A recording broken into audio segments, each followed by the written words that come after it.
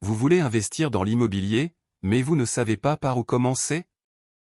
Et si je vous disais qu'en suivant les bonnes étapes, vous pourriez générer des revenus passifs et même quitter votre travail?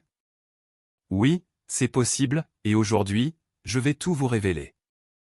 Restez bien jusqu'à la fin, car je vous partagerai une astuce puissante que 90% des investisseurs ignorent.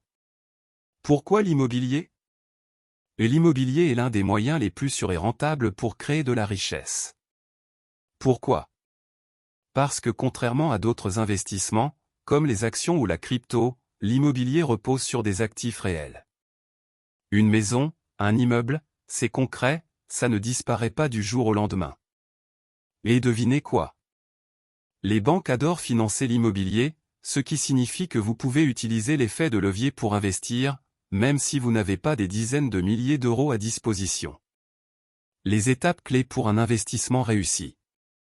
Ok, maintenant, entrons dans le vif du sujet, comment réussir son premier investissement?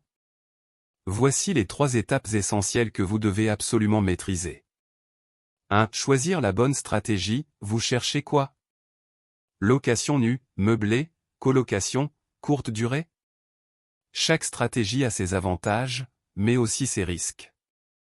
2. Faire une étude de marché, analyser la demande locative dans la zone, regarder les prix au mètre carré, identifier les opportunités.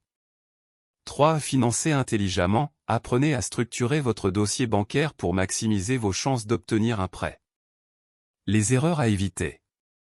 Mais attention, investir dans l'immobilier n'est pas un jeu. Voici les erreurs fatales qui ruinent les rêves de nombreux investisseurs. 1. Acheter sur un coup de cœur au lieu de s'appuyer sur des chiffres.